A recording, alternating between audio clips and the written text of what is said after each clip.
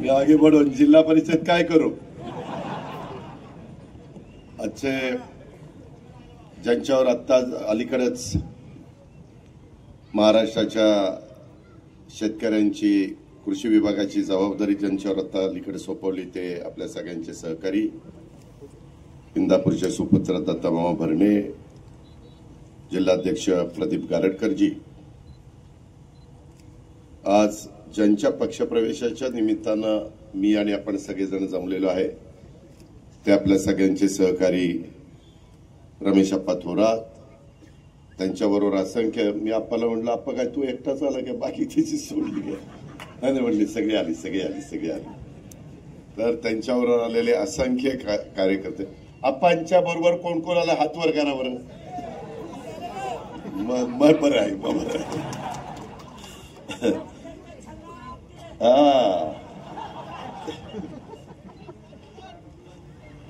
आपले नितीन दोरगेजी, वीरधवल जगदाळेजी, राहुल दिवेकरजी, सुरेश गुलेजी, वैशाली नागवडेजी, दिगंबर दुर्गाडेजी, राजेंद्र नागवडेजी, सुनील चांदेरेजी, संजय काळेजी, भालचंद्र जगतापजी, प्रवीण शिंदेजी, निर्मला नवलेजी, दत्तात्रय पानसरेजी, घनश्याम शेलारजी, अशोक सावंतजी, बाळासाहेब नाटाजी, राजेंद्र कोळेकरजी, भगवानराव पाचपुतेजी, सयाजी ताकोणेजी, मधुकरराव दोरगेजी, तसंच आमचे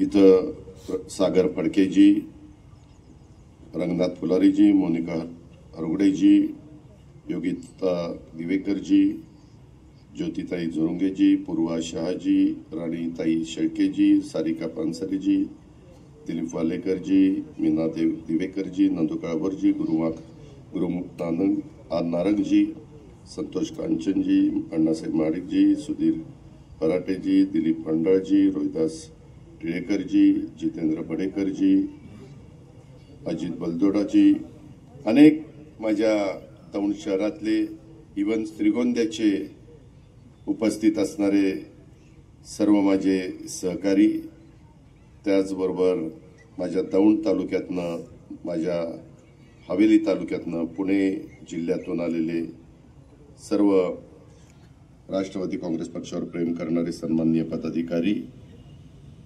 दौंड तालुक्यातल्या सर्व आजी माजी सन्माननीय पदाधिकारी, पत्रकार बांधव, आमच्या सगळ्या लाडक्या बहिणी, सगळे आमचे तरुण तरुणी, शेतकरी बांधव, जमलेल्या बंधू भगिनींनो, माझ्या तरुण मित्रांनो, थोडासा उशीर झाला। मला आप्पांनी सांगितलेलं होतं की दादा 5:30 वाजता या, पण उशिरात 6 वाजेपर्यंत या। परंतु आपल्याला माहिती आहे की सध्या एकंदरीत काय परिस्थिती आहे। मी सुरुवातीलाच, आपण सगळेजण, आपला महाराष्ट्र हा शिवशाहू फुले आंबेडकरांचा महाराष्ट्र आहे आणि त्यांच्या विचारांनी तुमच्या माझ्या महाराष्ट्राला पुढे न्यायचं आहे। आणि हे सगळं काम करत असताना त्याच्यामध्ये राजमाता पुण्यश्लोक अहिल्यादेवी होळकर असतील, क्रांतिज्योती सावित्रीबाई फुले असतील, किंवा स्वराज्य जननी जिजाऊ माँसाहेब असतील, स्वराज्य रक्षक छत्रपती संभाजी महाराज असतील, शिवशाहू फुले आंबेडकरांचं मी सुरुवातीलाच नाव घेतलेलं आहे, तसंच आपले मौलाना आझाद असतील, आणि खऱ्या अर्थाने आज ज्या लोकशाही साहित्यरत्न अण्णाभाऊ साठेंची जयंती आहे, मी ह्या सर्व महामानवांना अभिवादन करतो।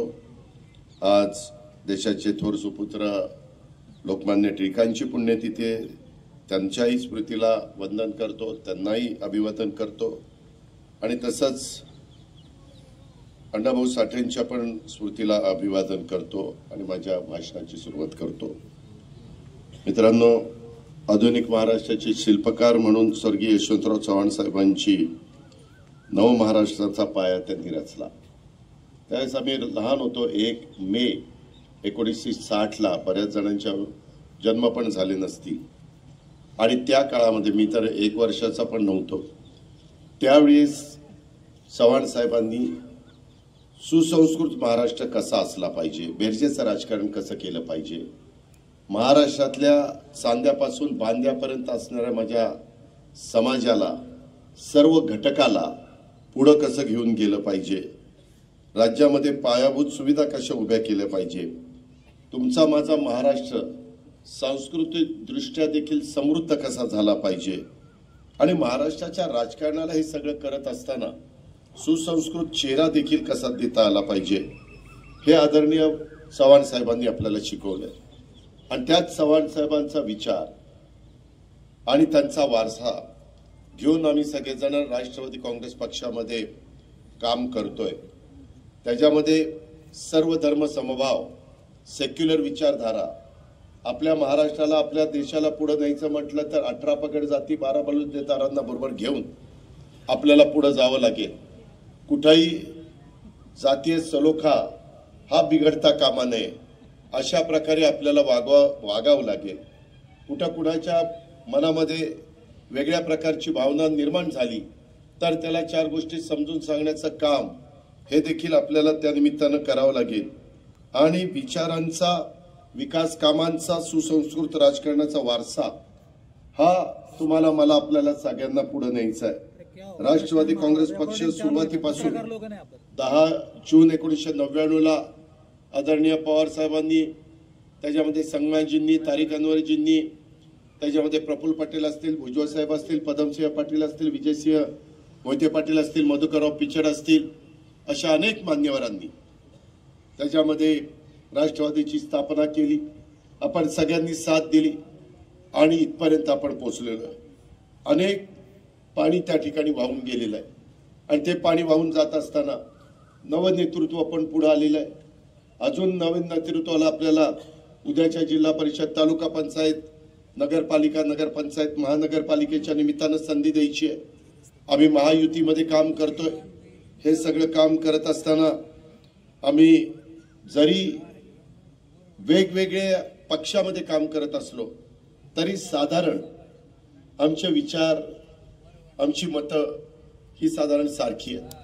आणि त्याच्यामुळं मी नेहमी महाराष्ट्राला सांगत असतो, आपल्या जिल्ह्याला सांगत असतो, माझ्या राजकीय जीवनाची सुरुवात जरी माझ्या ढेकळवाडीच्या विकास सोसायटीच्या पंच कमिटीतला पंच म्हणून झालेली असली आणि नंतर छत्रपती कारखान्याचा डायरेक्टर म्हणून झालेली असली तरी मला त्याच्यामध्ये स्वर्गीय राजेंद्र कुमार घोलप असतील, माननीय रमेश अप्पा थोरात असतील, स्वर्गीय सुभाष अण्णा कुल असतील, या सगळ्या मान्यवरांनी सांगितलं की अजित, तुम्ही बारामतीमध्ये काम करताय, तिथं तालुक्यापुरतं काम करायच्या ऐवजी तुम्ही जिल्हा बँकेतनं या.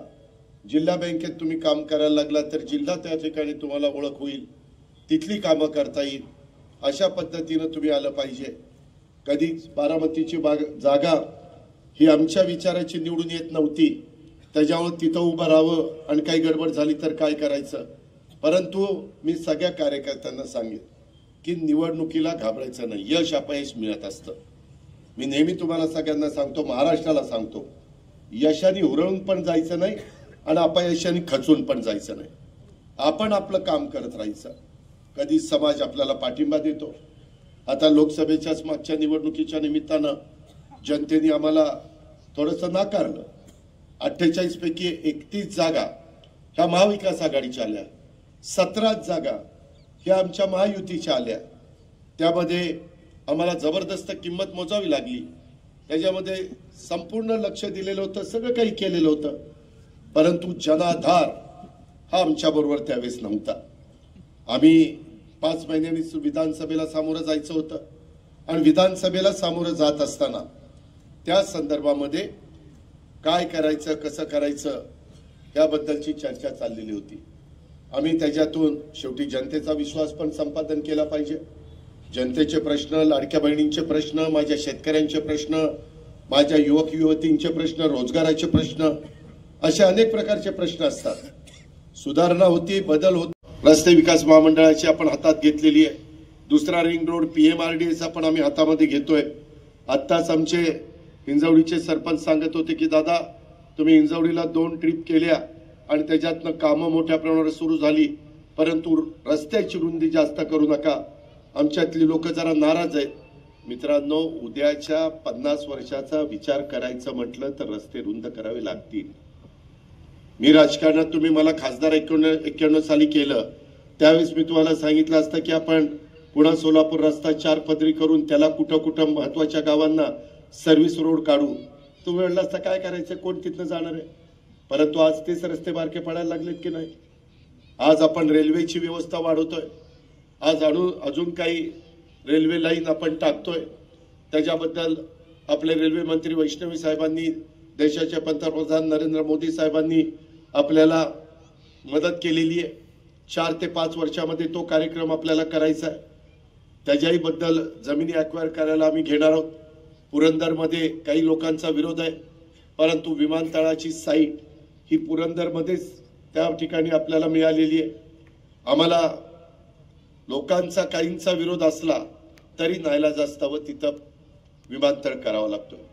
माझ्या शेतकऱ्यांचं कसं कमीत कमी नुकसान होईल, ज्यांची जमीन घ्यावी लागेल त्यांना चांगला मोबदला कसा देता येईल, त्यांच्या पुढच्या पिढीचं त्या मोबदल्यामध्ये भलं कसं होईल. त्यांची जमीन घेत असताना त्यांना उद्याच्याला मिळालेल्या पैशातनं दुसरीकडे जमीन घ्यायची म्हटलं तर आरामात कितीतरी जास्त जमीन घेता आली पाहिजे. अशाही प्रकारची व्यवस्था आम्ही त्या ठिकाणी करतोय. वेगवेगळ्या प्रकारे लाखो कोटी रुपयाचे रस्ते आपण महाराष्ट्रामध्ये आणि देशामध्ये नितीन गडकरींच्या नेतृत्वाखाली करतोय. ह्या पद्धतीने विकास चाललेला आहे. हा सगळा विकास होत असताना काही राजकीय स्थित्यंतर घडत असतात. मधल्या विधानसभेच्या निवडणुकीच्या निमित्तानं आप्पा आणि तुम्ही सगळ्यांनी एक वेगळी राजकीय भूमिका घेतली. त्यावेळेस तुम्हाला तसे ती भूमिका घ्यायला भाग पडलं. पण शेवटी माझ्या तालुक्याचा विकास झाला पाहिजे, आपल्या जिल्ह्याचा विकास झाला पाहिजे, आपल्या लोकांचे प्रश्न सुटले पाहिजे, हीच आपल्या सगळ्यांची धारणा आहे. आणि त्याच्यातून आपण पुढे जायचं ठरवलं. आप्पांची माझी चर्चा झाली. आप्पांनी सगळ्या तालुक्यामध्ये दौरा केला. त्याच्या संदर्भातले आप्पांनी ती भूमिका घेतल्यानंतर काही जण आमच्याबरोबर राहिले, काही जण आप्पांच्या बरोबर गेले. असे थोडीशी ओढाताण कार्यकर्त्यांची झाली. एकीकडे मी, एकीकडे आप्पा, काय करावं कार्यकर्त्यांना समजत नव्हतं. आणि त्याच्यातून जो निकाल लागला तोही तुम्ही सगळ्यांनी पाहिलेला आहे. आणि या सगळ्या घटना घडत असताना आता पुढच्या काळामध्ये आपल्याला काही संस्था आज आपल्या ताब्यामध्ये आहेत. मग ते खरेदी विक्री संघ असेल, जिल्हा बँक असेल, जिल्हा परिषद जवळपास 8 वर्ष झाली जिल्हा परिषद झालेली नाही. 17 साली झाली, आता 25 साल आहे. कार्यकर्त्यालाही वाटतं की मलाही कुठेतरी संधी मिळाली पाहिजे. सुरुवातीला प्रास्ताविकामध्ये बाळासाहेब कापरेंनी भाषण केले. ते पूर्वी जिल्हा परिषद सदस्य होते. अनेक इथं बसलेले जिल्हा परिषद तालुका पंचायतीचे सदस्य होते. नवीन कार्यकर्त्याला पण वाटतं की बाबा मला कधी संधी मिळणार. उपमुख्यमंत्री, मुख्यमंत्री, मंत्री, राज्यमंत्री, खासदार, आमदार होणारे होत आहेत. आमचं काय, आम्ही यांच्याकरता झटतो, यांच्याकरता कष्ट घेतो, यांच्याकरता वेळ देतो, त्याच्यात प्रचार करतो. परंतु कुठंतरी कुणाला नगरसेवक व्हावंसं वाटतं, कुणाला तालुका पंचायतीमध्ये जावंसं वाटतं, कुणाला महामंडळावर जावंसं वाटतं. आणि शेवटी कार्यकर्त्यांची इच्छा ही असली पाहिजे. कुठंतरी पॉलिटिकल व्हील असल्याशिवाय आपण पुढे जाऊ शकत नाही. आणि म्हणून ह्या सगळ्या गोष्टी करत असताना आज जो पक्षप्रवेश झाला त्याच्यातनं आम्ही समाधानी आहे. पण आपली जबाबदारी खूप वाढलेली. जिल्हा परिषदेतनं आपल्या भागामध्ये कसा निधी देता येईल, PMRDच्या माध्यमातून कसा निधी देता येईल, DPDCच्या माध्यमातून कसा देता येईल, राज्य सरकारच्या माध्यमातून कसा त्या ठिकाणी देता येईल. 3 पक्षाचं सरकार आहे. भाजप आहे, त्याच्यामध्ये शिवसेना आहे, त्याच्यामध्ये राष्ट्रवादी काँग्रेस पक्ष आहे, त्याच्यामध्ये RP आठवले साहेब आहेत, त्याच्यामध्ये इतर पण काही छोटे छोटे घटक आहेत. पण शेवटी तुम्हालाही माहिती, आपण 15 वर्ष महाविकास आघाडीमध्ये काम करत होतो. विलासराव देशमुख, सुशीलकुमार शिंदे, त्याच्यानंतरच्या काळामध्ये अशोक चव्हाण, त्याच्यानंतरच्या काळामध्ये पृथ्वीराज चव्हाण, हे सगळे मुख्यमंत्री झाले. भुजबळ साहेब, विजयसिंह मोहिते पाटील साहेब, त्याच्यामध्ये RR पाटील, मी, असे आम्ही लोक उपमुख्यमंत्री झालो. आणि हे करत असताना खासदारकी आमदारकीच्या निवडणुकीला महाविकास आघाडी एकत्र असायची.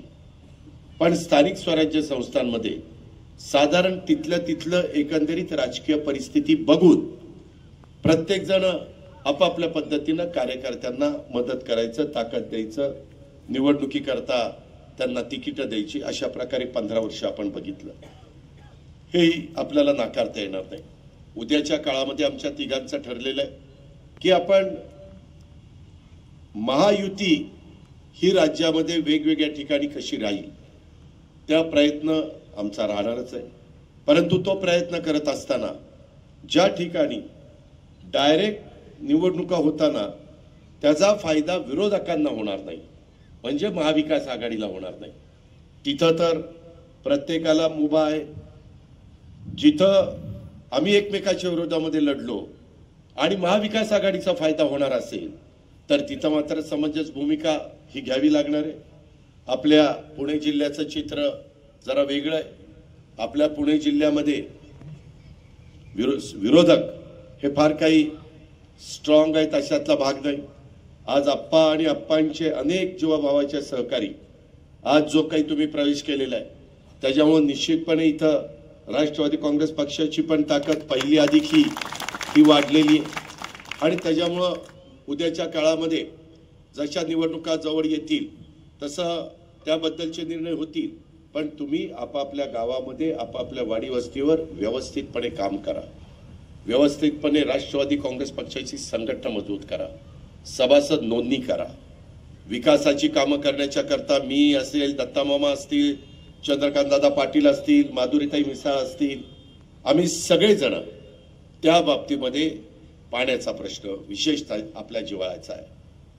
माझं वरसगाव पानशेत खडकवासला टेमघरचं पाणी आपल्याकडे येतं, त्याच्याबद्दलचे प्रश्न असतील.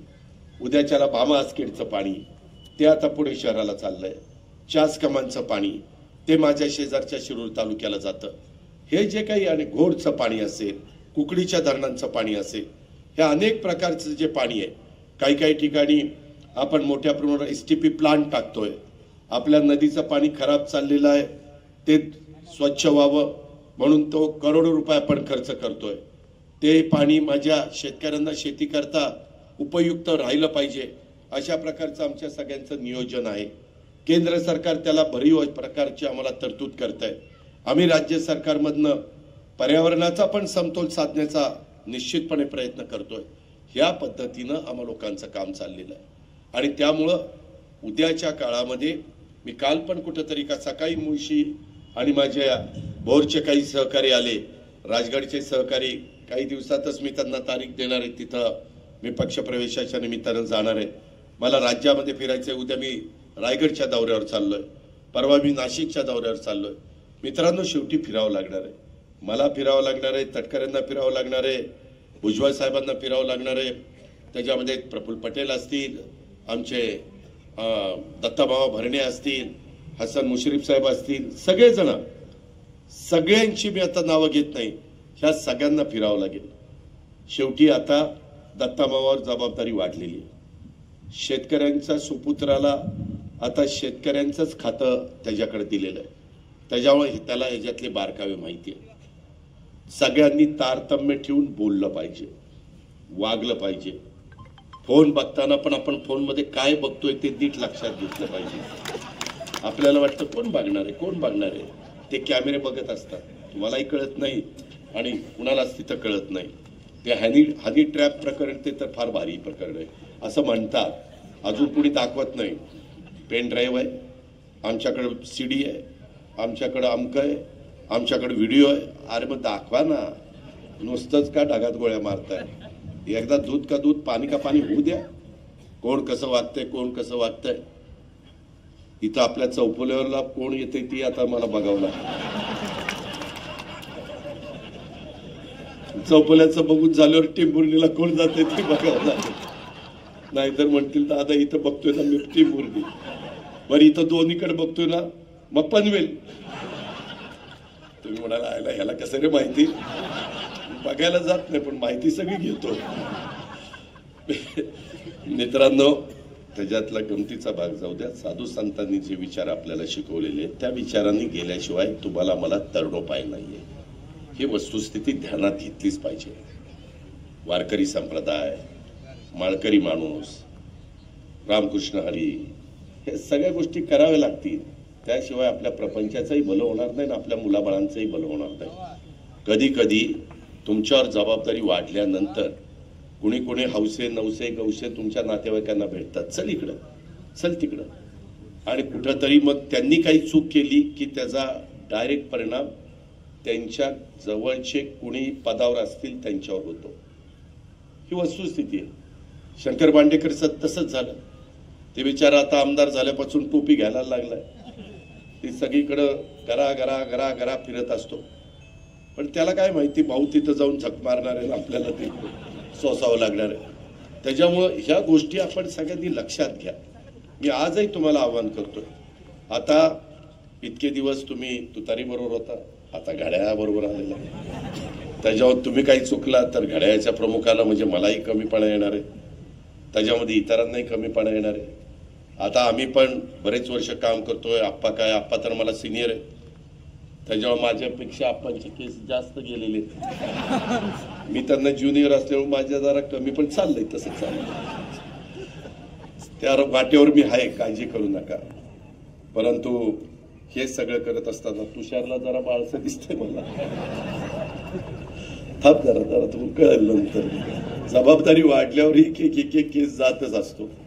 त्याच्यामध्ये ज्यांची केस जात नाही ना त्यांना समजावं ही काही जबाबदारी नाही, निवांत झोपला की झोपलाच, काय काळजीच करत नाही.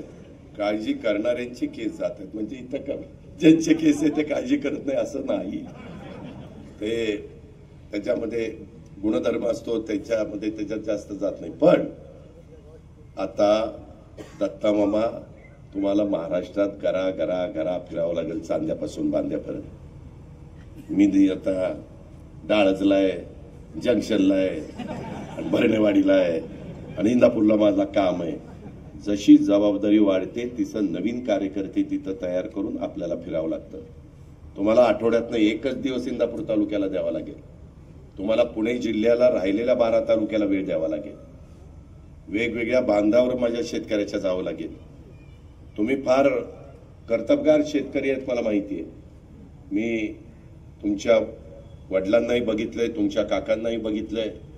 तुम्ही कसे माझ्या डोळ्यासमोर विद्यार्थी दशेपासून कसं तुमची चढती कमान चालत राहिलेली हे आम्ही बघितलेलं आहे.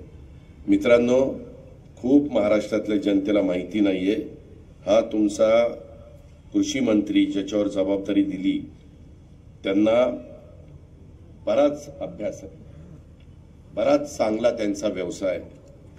त्यांचा ऊस फक्त 16 ते 17 हजार टन जातो, फक्त. मी त्याच्यात एकच सांगतोय, म्हणजे तुम्ही विचार करा. त्याची फक्त 40 एकर डाळिंबाची बाग आहे. त्याचं फक्त द्राक्षाची 40 एकर 40-50 एकर बाग आहे. आणि 7-8 देशात त्याची द्राक्षे जातात. 7-8 त्याच्यामध्ये केळं नाही, केळी.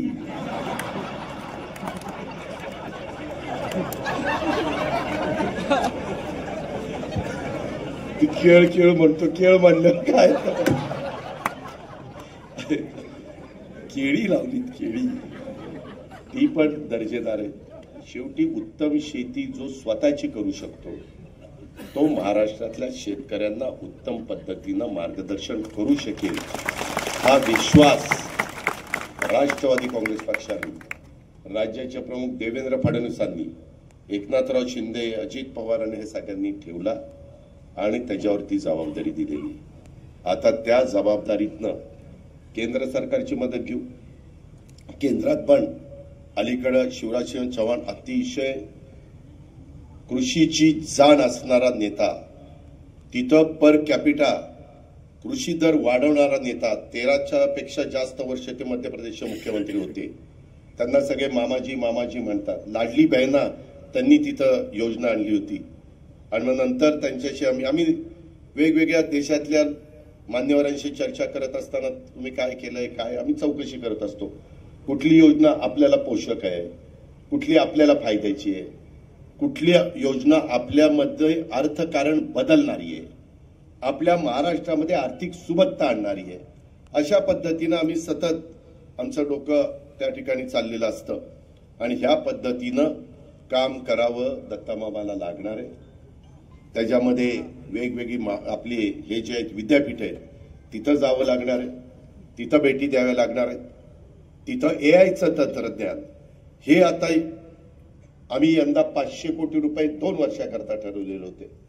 परंतु मी एकंदरीत शेतकऱ्यांचा प्रतिसाद बघता मी महाराष्ट्रात अनेक ठिकाणी चर्चा केली, मी मुख्यमंत्र्यांच्याही कानावर घातलं. ते 2 वर्षाचे पैसे 1 वर्षाला 500 कोटी रुपये एआय करता द्यावे लागले तरी चालतील, आपण ते देऊ, तुम्ही काही काळजी करू नका. पण आर्टिफिशियल इंटेलिजन्स म्हणजेच कृत्रिम बुद्धिमत्ता ह्याचा वापर आपल्याला करावा लागणार आहे. त्याच्यामध्ये अनेक कारखाने आहेत, वेगवेगळे लोक वेगवेगळे कारखाने चालवतात. काहींना कारखाने चालवता आले नाही म्हणून त्यांनी दुसऱ्याला चालवायला दिलेले, काही जण स्वतः कारखाने चांगले चालवतात. अशा सगळ्या गोष्टी आहेत. त्याच्यामुळं आपल्याला शेतकऱ्याला भाव चांगला मिळाला पाहिजे. कालपासून साखरेचे दर पण वाढलेले, काही टेंडर तर 4,000 रुपये क्विंटलनी गेले. 3925, 3940 अशाने एस साखर गेलेली आहे. एम साखर पण 3975 पर्यंत गेलेली आहे. आणि त्याच्यातनं काटकसरीनं कारखाने चालून मला आत्ताच वीर धवल जगदाळे सांगत होते, त्यांचा भाव 2875 रुपये निघालेला आहे. त्याच्यातले 2800 रुपये दिलेले होते आणि 29 तारखेला त्यांनी 75चं पेमेंट काढलंय. कारण आम्ही त्यांना सगळ्यांना वॉर्निंग दिली, ज्यांनी FRP दिली नाही त्यांचं काही खरं नाही, त्यांची साखर जप्त करणार म्हणल्यावर 75 रुपयाचं पेमेंट झालं. आता हे आत्ता झालं. आम्ही वीर धवलला विनंती करू की दिवाळी पण पुढे आहे, तिथं पण काहीतरी दिवाळी गोडधोड झाली पाहिजे. त्या पद्धतीनं काही त्यांनी जरूर विचार केला पाहिजे. शेवटी स्पर्धा निकोप असली पाहिजे. जशी तुमची पुणे जिल्हा मध्यवर्ती सहकारी बँक, आमचा दिगंबर दुर्गाडे, त्याच्यामध्ये सुनील चांदेरे, त्याच्यामध्ये रमेश अप्पा थोरात, त्यामध्ये प्रवीण आहे, संजय काळे आहेत, अनेक मान्यवर, अनेक संचालक बोर्डातले मान्यवर इथं आहेत. ह्या सगळ्यांनी मिळून चांगली चालवलेली. आपल्याला नाबार्डचंच ना, नाबार्डचंही बक्षीस मिळालं आणि वैकुंठभाई मेहता जे काही आहे त्याचंही बक्षीस मिळालं. 6 बक्षिसं मिळाली. अरे 6 काय 10 बक्षिसं मिळू, आमच्याकडे लक्ष दे म्हणजे झालं. बक्षिसावर आम्हाला वाटेला लावू नको. बक्षीस मिळालं आम्हाला समाधान आहे. आम्ही तुमच्यावर जो विश्वास टाकलेला त्या विश्वासाला तुम्ही पात्र राहिलेला. परंतु त्याच्यातनं माझ्या शेतकऱ्यांना पीक कर्ज 0% व्याजाने, माझ्या शेतकऱ्यांना ज्या काही अडचणी येतील त्या अडचणी दूर करण्याच्या करता दीर्घ मुदत, मध्य मुदत ह्या सगळ्याच्या मध्ये सहकार्य. एआयला पण त्याच्यामध्ये तरतूद केली. एआयला म्हणजे कृत्रिम बुद्धिमत्तेला. तुम्ही म्हणाल आयला काय करतोय, AI असं ते शॉर्ट फॉर्म आहे. ह्या पद्धतीनं आपण चाललोय. नवीन खूप गोष्टी. परवाच मी साखर आयुक्तालयात बसलो होतो संध्याकाळी 7 ते 9. मला साखर आयुक्ताने प्रेझेंटेशन दिलं. साखरेपासून, साखर कारखान्यातनं 9 वेगवेगळे बाय प्रॉडक्ट तयार होतात. 9. त्याच्याबद्दल केंद्र सरकारने काही योजना आणली, आम्ही राज्य सरकारने काही योजना आणावी लागेल. त्याच्यातनं माझ्या शेतकऱ्यांना ऊसाचे 2 पैसे अधिकचे कसे मिळतील ह्याबद्दलचा प्रयत्न. आता माझ्या दौंड तालुक्यातली वेगवेगळी शेती ही काहींची खराब व्हायला लागलेली आहे, त्याच्यामध्ये चोपड व्हायला लागलेली आहे. त्याच्याकरता चाऱ्या काढल्या गेल्या पाहिजे. पाणी त्या शेतकऱ्यांनी गरजे एवढंच दिलं पाहिजे. आज एआयचं तंत्रज्ञान असं आहे की 70 टन ऊस काढणारा माणूस 100 टनाच्या पुढे ऊस काढतोय. पाण्याची बचत होती, खताची बचत होती, जमिनीचा पोत चांगला राहतोय. ह्या सगळ्या गोष्टी आहेत. वसंतदादा शुगर इन्स्टिट्यूटमध्ये अतिशय चांगलं बेणं ऊसाचं हे आम्ही त्या ठिकाणी प्रयोग करतोय. पाडेगावला चांगल्या पद्धतीनं बेण्याचे प्रयोग चाललेले. शेवटी संशोधन झालंच पाहिजे. दर 3 वर्षांनी तुम्ही बेणं ऊसाचं बदललंच पाहिजे. त्याशिवाय तुम्हाला गत्यंतर नाही. काळानुरूप आपल्याला टनेज वाढवायचं असेल, आपल्याला 2 पैसे अधिकचे मिळवायचे असतील तर आम्ही सांगू तशा पद्धतीनं तुम्ही त्या गोष्टी कराव्या लागणार आहेत. त्या प्रकारे आपल्या दौंड शुगरनी पण मला आत्ताच वीर धवलनी चिठ्ठी दिली की दादा 25-26 ला कारखान्याचं 18 लाख मेट्रिक टनाचं उद्दिष्ट ठेवलेलं आहे आणि चालू हंगामात शेतीमध्ये AI तंत्रज्ञान योजना प्रभावीपणे राबवण्याचा दृष्टिकोन आहे. त्याच्यामध्ये वेगवेगळ्या प्रकारे परिसंवाद हे आपण घेतोय. जिथं हे झालंय बारामती तालुक्यामध्ये अनेक माझ्या शेतकऱ्यांच्या शेतावर ते झालंय. वेळ पडली तर जरा सवड काढा आणि तिथं येऊन बघा की खरंच झालंय का. अजित पवार सांगतोय ते नुसताच ढगात गोळ्या मारतोय का खरंच आहे. शेवटी ऐकणं आणि पाहणं, डोळे आणि कान ह्याच्यात 4च बोटाचं अंतर असलं तरी बघितल्यानंतर माणसाचा त्याच्यावर विश्वास ठेवतो. अशा पद्धतीनं आपण सगळ्यांनी ह्या बाबतीत केलं पाहिजे. लवकरच दौंड शहराच्या जवळ आपण विद्या प्रतिष्ठानचं एक शैक्षणिक संकुल, खूप दिवसाचं माझं स्वप्न होतं. आता ती जागा आमच्या इंद्रजित जगदाळे आणि वीर धवल जगदाळे यांच्या दिलदारपणामुळं, सहकार्यामुळं आम्हाला तिथं मिळालेली आहे. आणि त्याच्यामुळं तिथं इंग्रजी माध्यमाचं आणि वेगवेगळे शैक्षणिक कोर्स त्या बाबतीमध्ये आपण उपलब्ध करून देणार आहोत. त्याचंही एक शिक्षणाचं दालन हे आपल्याला उघडायचं आहे, ते आपण उघडणार आहे. आपली वंदे भारत ट्रेन ही मला वाटतं दौंडला थांबत नव्हती, ती पण आता कुलवाडीला दौंडला त्याचे डबे पण आपण वाढवलेले. ज्या ज्या अडचणी येतील त्या त्या अडचणी जादूच्या कांड्याप्रमाणे नाही, पण जसं तुम्ही लक्षात आणून द्याल तसं तसं आप्पा आहेत, बाकीचे सगळे आमचे सहकारी आहेत, त्या त्या पद्धतीनं आपण पुढं ते करत राहू. याही बद्दलची हा लोकल लोकल लोकल पण करायची, त्याच्यामध्ये लोकल लोकल लोकल मध्ये पण नीट बसून जा म्हणजे झालं. ते पण करायची, तोही प्रयत्न चाललेला आहे. वैष्णवी साहेबांशी त्याबद्दलची चर्चा चाललेली आहे. आणि त्याच्यातून ज्या ज्या सुविधा माझ्या नागरिकांना वाहतुकीची कोंडी दूर करण्याच्या करता सोडवता येतील त्या त्याबद्दल, कारण महायुतीच्या सरकारला भरभक्कम पाठिंबा महाराष्ट्राच्या इतिहासामध्ये एवढं 238 आमदार कधी निवडून आलेले नव्हते. 1 मे 1960 ला निर्मिती झाल्यापासून ते यावेळेस लोकांनी केलेलं आहे. त्याच्यामुळे आमची जबाबदारी वाढलेली. आणि नेमकं आम्ही लाडक्या बहिणींना आपलंसं केलं आणि शेतकऱ्यांना 3, 5, 7.5 ला आपलंसं केलं. 20,000 कोटी आम्ही शेतकऱ्यांच्या करता खर्च करतोय आणि 45,000 कोटी रुपये आमच्या लाडक्या बहिणींच्या करता खर्च करतोय. म्हणून उपकार करत नाही, मदत करतोय.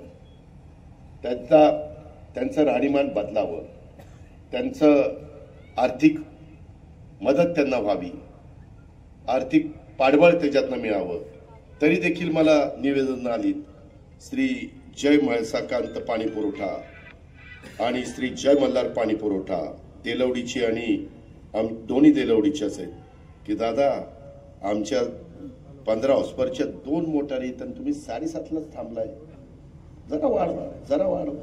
अरे जरा वाढवायला पैसा लागतोय, पैसा लागतोय. या 3, 5, 7.5लाच 45 लाख शेतकऱ्यांना याचा फायदा होतो. किती? 45 लाख. आणि हे पैसे आम्हाला शासनाच्या तिजोरीतनं महावितरणला भरावे लागतात, मग ते फुकट वीज देतात तुम्हाला. आता एक जण म्हणतोय की दादा माझी 21 हॉर्सपावरची मोटार आहे. आम्ही छोटे छोटे शेतकरी आहे, आमचा काही विचार केलाय का नाही. ह्या पद्धतीनं मागण्या तर सतत होतच राहणार. जेवढं आपल्या अर्थव्यवस्थेला झेपेल तेवढं आम्ही देत राहणार. त्याच्याबद्दल आता आम्ही टप्प्याटप्प्यानी सोलर पॅनलवर सोलर वीजच देतोय. आता नवीन पंप मी माझ्याही शेतावर 15 हॉर्सपावरच्या मोटारी सोलरवर मी चालवतोय. त्याच्या संदर्भामध्ये नवीन कनेक्शनला पण आम्ही आता सोलरवरच कनेक्शन देतोय. दिवस उजाडला, सूर्यप्रकाश उजाडला की जावा रानात, दारं धरा. संध्याकाळ झाली, दिवस मावळला, मोटर आपोआप बंद होणार. तुम्ही नाही केली तरी बंद होणार, कारण दिवस मावळला, सूर्यप्रकाश नाही.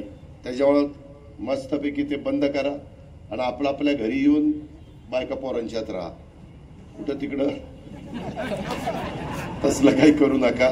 मुलाबाळांचं कसं चाललंय, शिक्षणाचं काय चाललंय, सुखदुःखाबद्दल बोला. रात्री त्या बिबट्याची भीती नाही, विंचुकाट्याची भीती नाही, सापाची भीती नाही. ह्या पद्धतीनं आणि आम्ही हे मोठ्या प्रमाणावर करू. टप्प्याटप्प्यानी आमच्या शेतकऱ्यांना देखील दिवसा कशी वीज मिळेल अशा प्रकारचं आमचं नियोजन आहे.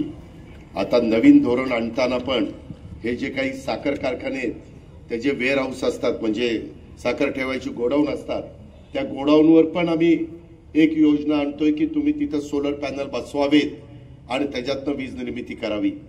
जसं तुमच्या बगॅसपासून आज आपण वीज निर्मिती करतोय तशा पद्धतीनं ते देखील आपलं काम चाललेलं आहे. अशा अनेक बाबी तुम्ही केलेल्या ऊसातनं आम्ही इथेनॉल तयार करतोय, तेही काम आपलं चाललेलं आहे. अशा बऱ्याच काही गोष्टी केंद्र सरकारच्या राज्य सरकारच्या मदतीनं मित्रांनो आपल्या चाललेल्या आहेत. ह्या गोष्टीची जाणीव पण आपण ठेवा. मगाशी आप्पांनी बोलताना नेमकं मर्मावर बोट ठेवलं. एक म्हणजे कांद्याचा भाव आणि दुसरं म्हणजे आपल्या दुधाच्या संदर्भातला प्रश्न. काही खासगी डेअरीवाले पण आहेत. मध्ये मी हे अनेक वर्ष सगळे आम्ही प्रयत्न करत होतो. कात्रज डेअरीतली बरीचशी जागा ही शासनाची होती, ती आपल्याला मिळणं क्रमप्राप्त होतं. आता ते इतकं अवघड काम होतं की आजच्या बाजारभावाप्रमाणे त्या जागेची किंमत होती 400 कोटी. किती? 400 कोटी. आणि आपण केवढ्याला दिली? किती पैसे भरावे लागले आता ती तुम्हाला? त्या संदर्भामध्ये ते काम खूप वर्ष चाललेलं होतं, परंतु ते आपण मार्गी लावलेलं आहे. अशा पद्धतीनं आपला दूध संघ पण टिकला पाहिजे. ह्या शेवटी शेतकऱ्याच्या मालकीच्या संस्था आहेत. आम्ही आज असू उद्या नसू, आमची पण काही मक्तेदारी नाहीये, पण जोपर्यंत आम्ही धडधाकट आहोत तोपर्यंत राज्याचं भलं करत असताना तुमचा माझा पुणे जिल्हा विकासाच्या बाबतीमध्ये कुठं मागं राहू नये म्हणून माझं, दत्ता मामाचं, आमच्या चंद्रकांत दादांचं, माधुरीताईंचं सगळ्यांचा प्रयत्न राहणार. आपली दोन्ही शहरं मागं राहू नयेत. नागरीकरण किती मोठ्या प्रमाणावर चाललंय बघा. त्यामध्ये पुढं मतदारांची संख्या वाढतीये तशी मतदारसंघ पण बदलले जाणार आहेत. पुढच्या 2029ला आमच्या बरोबर 96 महिला अधिकच्या तिथं निवडून जाणार आहेत महाराष्ट्राच्या विधानसभेत. केंद्रात देखील वनथर्ड महिला 543च्या वनथर्ड तिथं खासदार म्हणून 543 सोडून निवडून जाणार आहे. तो कायदा पास झालाय 2029 ते साल आहे. जात निहाय जनगणना आम्ही सुरू केलेली आहे. त्याच्यातनं नक्की कुठला समाज किती आहे आणि त्यांना इतरांच्या बरोबरीने आणण्याच्या करता किती मदत केली पाहिजे हेही आता आपल्या सगळ्यांच्या समोर चित्र येणार आहे. तिथंही कुठलाही घटक मागे राहू नये अशा प्रकारची आमची भावना आहे. आज इथं येत असताना तिथं वरवणला काय, यवतला काय घडलं तुम्हाला माहिती आहे. एक डोक्यानी थोडासा चक्कर असणारा माणूस, बेवकूफ असणारा माणूस, त्यानं काहीतरी चुकीचं केलं, त्याच्यातून त्याला अटक केली. शेवटी सगळ्यांची जी श्रद्धास्थान आहे त्याचा आदर आपण केलाच पाहिजे. ती आपल्या बापदाद्याची शिकवण आहे, ते आपली परंपरा आहे, ती महाराष्ट्राची संस्कृती आहे, भारताची संस्कृती आहे. आणि त्याच्यामुळं बाबांनो ते झाल्यानंतर 2 आमदारांनी पण तिथं येऊन भाषणं केली. कारण आम्ही लोकप्रतिनिधींनी 5-5 लाख लोकांचं प्रतिनिधित्व करत असतो. आम्ही पण कुठल्याही परिस्थितीत बोलत असताना त्याच्यामध्ये शिवशाहू फुले आंबेडकरांच्या विचारापासून बाजूला जाता कामा नये. अण्णाभाऊ साठेंच्या, पुण्यश्लोक अहिल्यादेवी होळकरांच्या, क्रांतीज्योती सावित्रीबाई फुले, राजमाता जिजाऊ, रमाई माता यांच्या विचारापासून मौलाना आझाद आम्ही दूर जाता कामा नये. राजर्षी शाहू महाराज, ही गोष्ट लक्षात ठेवा. आणि त्या पद्धतीनं जरी कुणी कुणाला भडकवण्याचा प्रयत्न करत असला तरी तुम्ही भडकून जाऊ नका. मी आता यवतला येताना तेच सांगत होतो, अफवांच्यावर विश्वास ठेवू नका. आज कुणीतरी स्टेटस ठेवलं, कुठे मध्य प्रदेशमध्ये काही घडलं का नाही अजून माहिती नाही, मी माहिती काढायला सांगितली आणि ते ठेवल्यानंतर काहींच्या भावना दुखवल्या. लगेच काहींनी तिथं गर्दी करून काही तर थोडीफार तोडफोड केली, नुकसान झालं त्याचे पंचनामे करायला सांगितले. अरे कशाला कायदा हातात घेता, कशाला संविधान. आज पण काहींनी आंदोलन केली, संविधानामध्ये काही बदल होणार. मी जीव तोडून सांगतोय, मी आज देखील माझ्या दमकरांना सांगतो, तुमच्यामार्फत महाराष्ट्राला सांगतो, जोपर्यंत चंद्र सूर्य आहे तोपर्यंत कुणी मायेचा लाल, घटनेचे शिल्पकार डॉक्टर बाबासाहेब आंबेडकरांचं भारतरत्न यांचं संविधान काही कुणी बदलू शकत नाही. अरे बरोबर आहे, तेच सांगतो. त्यामध्ये काहींनी मोर्चे काय काढले, कोणीतरी पुस्तक लिहिलंय, काही विकृत लोकांनी पुस्तक लिहिलंय, त्या एखाद्या विकृतांनी पुस्तक लिहिलं त्याचं समर्थन आम्ही केलंय का? त्याच्यावर जी कारवाई करायची ती करू ना, त्याबद्दल तुम्ही अजिबात काळजी करू नका. ज्या ज्या गोष्टी तुमच्या दैनंदिन जीवनामध्ये अडचणीच्या येत आहेत त्या तुम्ही आमच्या लक्षात आणून द्या. आम्ही शेवटी तुमचे सेवक आहोत, तुमचे प्रतिनिधी आहोत, आम्ही विश्वस्त आहोत. जसे बँकेचे 5 वर्षाच्या करता विश्वस्त आहे, तसं आम्ही 5 वर्षाकरता तुमचे विश्वस्त आहोत. तुम्ही मालक आहात, जनाधार तुमच्या हातात आहे. तो अधिकार बाबासाहेबांनी तुम्हाला दिलाय. प्लास्टिक फुलांवर देखील मध्ये तुम्ही अनेकांनी मागणी केलेली होती की बंदी आणा. शेतकऱ्यांच्या मागण्या होत्या, त्याच्यावर पण आता बंदी आपण आणलेली आहे. त्याच्यामध्ये वापरावर पण आता फुलांवर बंदी आणली. आता आमचे दिलीप वालेकर म्हणतायत वापरावर बंदी आणा. आम्ही ते प्लास्टिकच्या पिशव्या वापरू नका सांगू दमलोय, तरी देखील त्या प्लास्टिकच्या पिशव्या आता आम्हाला त्याच्याबद्दलचा कायदाच करावा लागणार आहे. आम्ही महाबळेश्वरला, पाचगणीला, माथेरानला अशा महत्वाच्या ठिकाणी त्याला बंदी केलेलीच आहे. आज जे काही प्रदूषण होतंय, जे काही माझ्या नदीला पाणी आल्यानंतर तिथं वेगवेगळी झाडं असतात, त्याला जे काही चिकटते ते सगळं प्लास्टिक आहे. जे काही चोकअप करतायत पाईप ते प्लास्टिक आहे. आणि आज माणसाच्या शरीरामध्ये देखील प्लास्टिक, ते प्लास्टिकच्या पाण्यात बाटलीतनं पाणी प्यालं तरी ते आरोग्याला अपायकारक आहे असं सांगितलं जातं. त्याच्यामध्ये उजनीचे माशाला देखील प्लास्टिकचा त्रास होतोय असं बोललं जातं. त्या संदर्भामध्ये बऱ्याच काही संशोधन चाललेलं आहे. त्याच्यामुळं आपल्याला पर्यावरणाचा समतोल साधावाच लागणार आहे. आणि ह्या सगळ्या काही तुमच्या मागण्या आहेत त्या रास्त आम्हाला मान्यच करावं लागणार आहे. परवाच्या कॅबिनेटमध्ये दत्तामामा तुला आठवत असेल की आपण कांद्याचा विषय काढलेला होता. त्यामध्ये नाफेडनी कांदा केंद्र जास्तीची सुरू करावी. आज परदेशामध्ये कांदा पाठवत असताना पण केंद्राची मदत लागते. आता अधिवेशन चालू आहे. आम्ही ठरवलेले मुख्यमंत्री आणि बाकीच्यांनी दिल्लीमध्ये जायचं आणि संबंधित मंत्र्यांना भेटून याबद्दलची अडचण सांगून कांदा उत्पादक शेतकऱ्याला एक दिलासा देण्याचं काम करायचंय.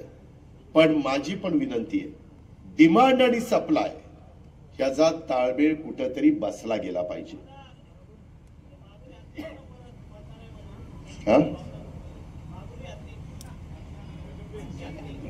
काय झालं?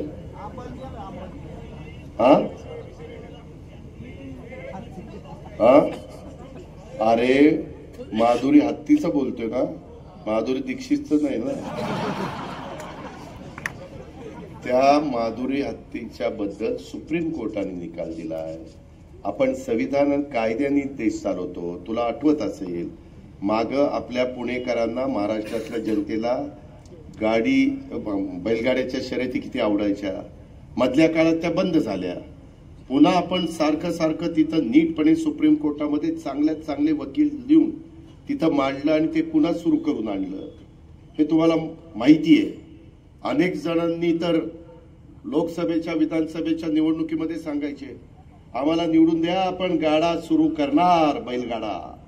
असंही झालं, पण झालं सुरू. तुमच्या आपल्या शेतकऱ्यांच्या जरा आवडीचा तो विषय आहे, त्याबद्दल तुम्हाला यश मिळालं, आपल्याला सगळ्यांना यश मिळालं.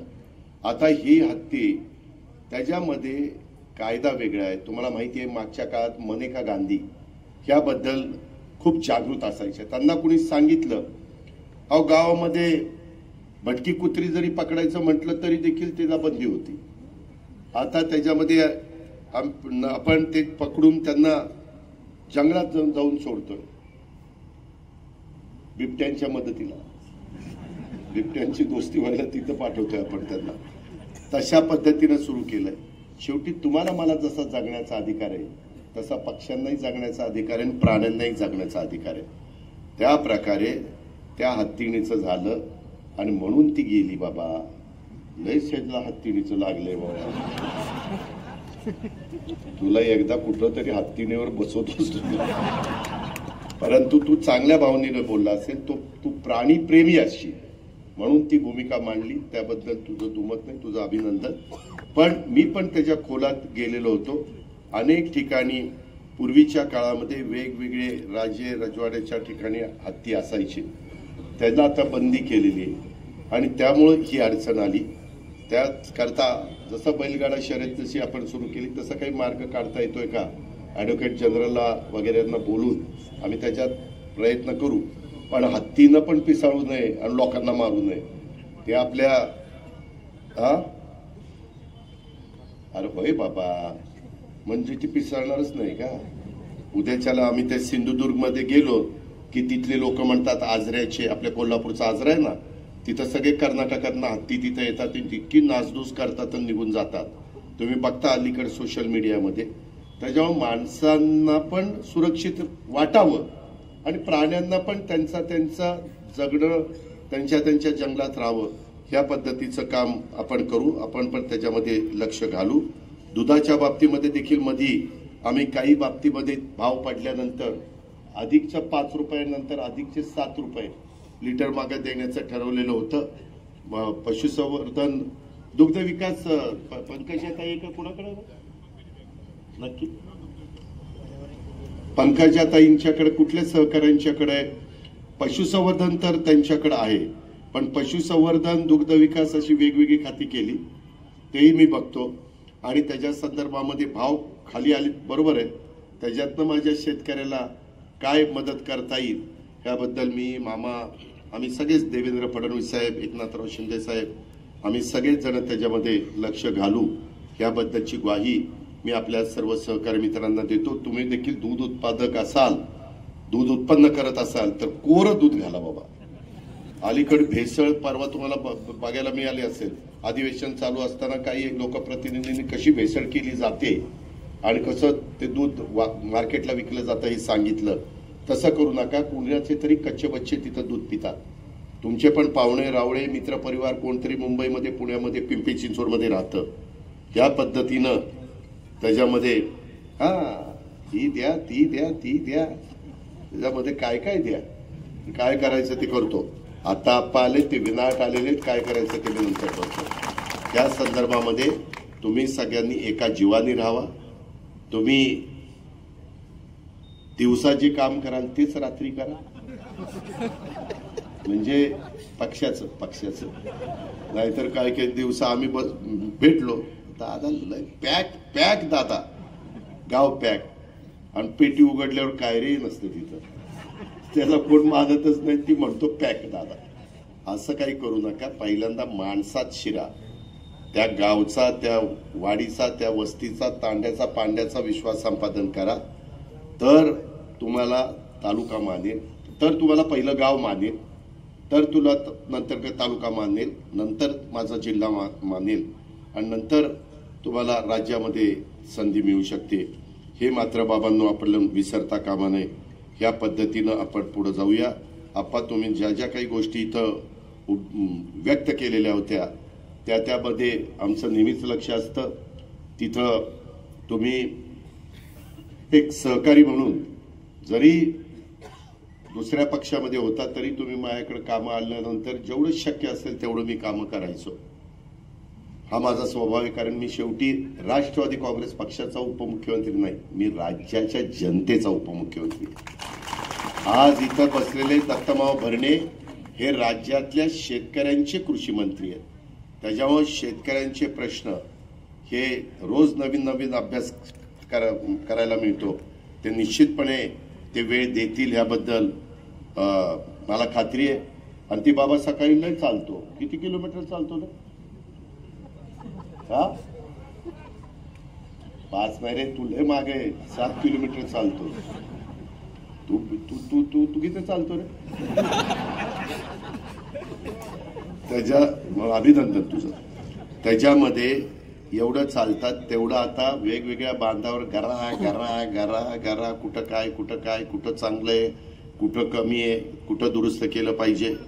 आपला राष्ट्रवादी काँग्रेस पार्टी या पुढच्या काळात देखील मी तुम्हाला सांगतो, सर्व जाती, धर्म, पंथ, प्रांत, भाषांच्या नागरिकांना सोबत घेऊनच विकासाच्या वाटेवर चालत राहण्याचं काम कालही आम्ही करत होतो, आजही करतोय, उद्याही करत राहणार. राज्यात कुणावर अन्याय होणार नाही. मग त्याच्यामध्ये आमचा मागासवर्गीय समाज असेल, आदिवासी समाज असेल, अल्पसंख्याक समाज असेल, भटका समाज असेल, अशा कुठल्याही घटकावर त्याच्यामध्ये हिंदू, मुस्लिम, ख्रिश्चन, शीख, ईसाई असं कुणावरच त्या ठिकाणी अन्याय होणार नाही. धर्माच्या वेगवेगळ्या जाती धर्माच्या बांधवांच्या हक्काचं संरक्षण करणं ही आमची नैतिक जबाबदारी आहे. त्या जबाबदारीचं भान ठेवून आम्ही काम करत राहणार आहोत. महिलांना देखील समाजामध्ये आमच्या लाडक्या बहिणींना मान, सन्मान, आदर, संरक्षण, सुरक्षितता कशी मिळेल यासाठी राष्ट्रवादी काँग्रेस पक्ष आणि आपलं महायुतीचं सरकार कटिबद्ध आहे. आज राष्ट्रवादी काँग्रेस पक्षामध्ये सामील झालेल्या सर्व मान्यवरांचं, सर्व माझ्या सहकाऱ्यांचं, मी पदाधिकाऱ्यांचं, कार्यकर्त्यांचं, मी त्यांना सर्वांना राष्ट्रवादी काँग्रेस पक्षामध्ये प्रवेश दिलेला आहे असं जाहीर करतो. आणि जुना नवा वाद न आणता कुठल्याही बद्दल एकमेकाच्या बद्दल शंका कुशंका न करता, हलक्या कानाचं न राहता आपण सगळेजण मिळून इथून पुढं कायम कष्टकरी, शेतकरी, महिला, वंचित, दुर्बल घटकांसह सर्वसामान्यांना कसा आपल्याला न्याय देता येईल ह्याच बद्दलचा प्रयत्न आपण सगळेजण करत राहू. अशा प्रकारचे शब्द मी आपल्या सर्व सहकारी मित्रांना देतो.